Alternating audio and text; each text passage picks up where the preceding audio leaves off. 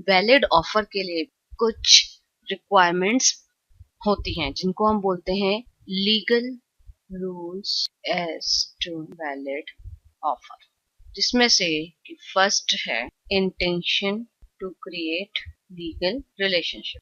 Legal rules as to valid offer में हमें ये ध्यान रखना है कि हम जितने भी अभी आपको रूल्स कराएंगे वो सभी रूल्स फॉलो होने चाहिए, वो सारी कंडीशंस फुलफिल होनी चाहिए, तभी एक ऑफर वैलिड ऑफर कहा जाएगा। और जिसमें से कि आपकी फर्स्ट कंडीशन है intention to create legal relationship. यहाँ पे जो इंटेंशन होनी चाहिए ऑफरर की, जिसने ऑफर दिया है, उसकी इंटेंशन होनी चाहिए कि वो लीगल रिलेशनशिप क्रिएट करे।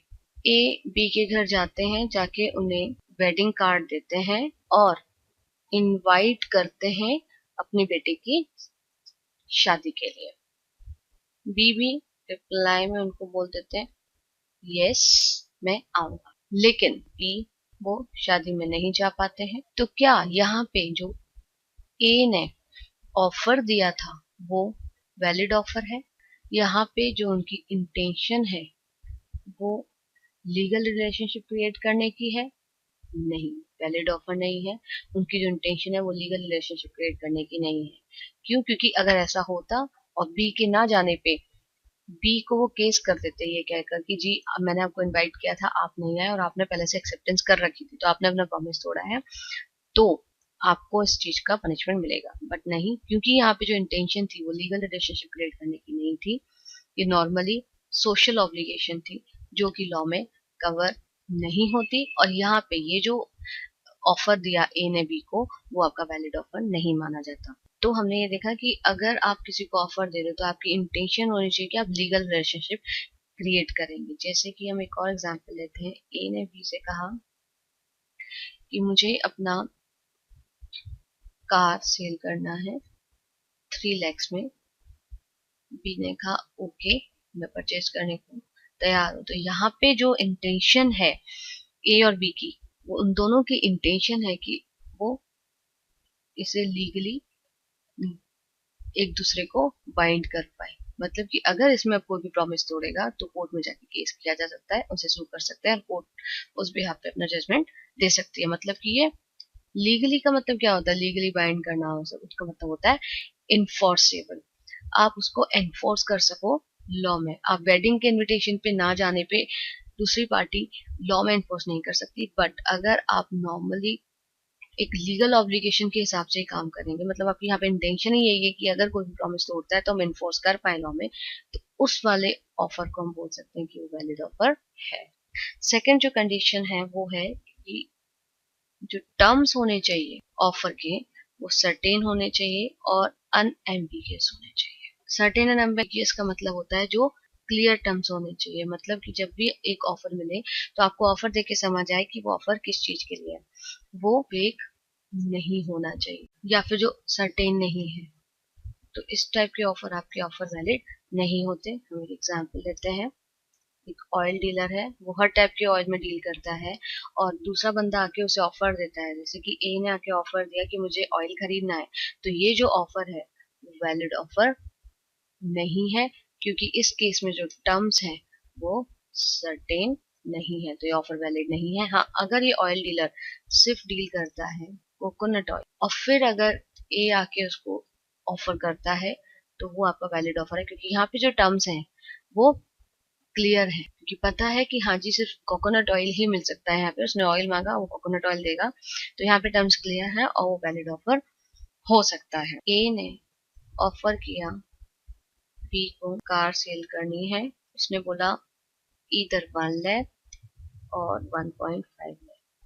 ये जो ऑफर है कार सेल करने का, ये ऑफर आपका वैलिड नहीं है, क्योंकि यहाँ पे जो टर्म्स है वो क्लियर नहीं है। टर्म्स है वो एक्चुअली क्लियर नहीं है, या फिर हम कह सकते हैं जो अमाउंट कोट किया हुआ है वो अमाउंट क्लियर नहीं है, तो इसीलिए ये जो ऑफर है वो वैलिड ऑफर नहीं माना जाएगा।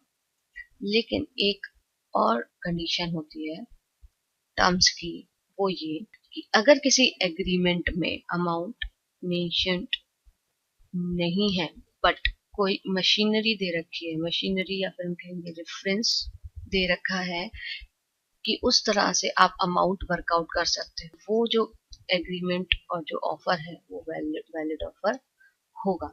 जैसे कि ए ने बी से कहा मैं तुम्हें कार सेल करने को तैयार हूँ, लेकिन जो अमाउंट होगा कि कितने में सेल करनी, जो हम प्राइस डिटरमाइन करेंगे, तो प्राइस डिटरमाइन करेगा सी। तो यहाँ पे जो सी प्राइस डिटरमाइन करेंगे वो आपका वैलिड ऑफर में आएगा, क्योंकि यहाँ पे जो टर्म्स हैं वो क्लियर है। आपको पता चल रहा है कि हाँ जी, जो सी है वो अमाउंट या प्राइस डिटरमाइन करेंगे, तो ये टर्म्स क्लियर में आएगा और ये जो ऑफर और एग्रीमेंट होगा ए और बी के बीच में वो आपका वैलिड माना जाएगा। थर्ड लीगल रूल आता है रिगार्डिंग वैलिड ऑफर, वो है that offer should be communicated.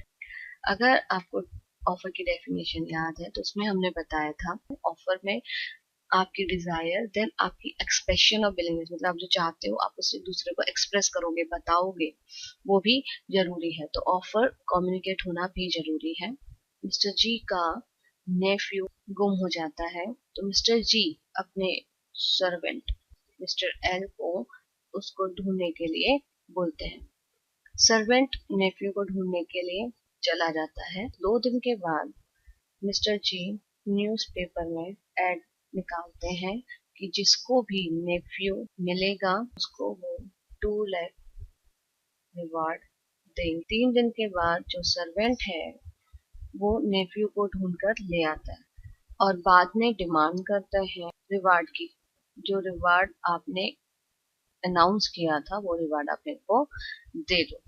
तो यहाँ पे जो ऑफर है न्यूज़पेपर एड वाला वो एल के लिए वैलिड ऑफर नहीं है, क्योंकि मिस्टर एल जब नेफ्यू को लेकर आए थे मिस्टर जी के पास, तब उन्हें रिवॉर्ड के बारे में नहीं पता था। उन्हें नहीं पता था कि 2 लाख प्राइज मनी दे रखा है। उन्हें बाद में पता चलती है, फिर वो डिमांड करते हैं। तो एक ऑफर वैलिड तब होता है जब वो कम्युनिकेट हो जाए ऑफरी को। यहाँ पे जो मिस्टर एल है उनको इस ऑफर के बारे में पता नहीं था। उन्हें जब इस ऑफर के बारे में पता ही नहीं था तो वो ऑफर कम्युनिकेट हुआ ही नहीं, तो वो ऑफर एल के लिए वैलिड नहीं है और उनको रिवार्ड नहीं मिलेगा। तो ऑफर कम्युनिकेट होना बहुत जरूरी है।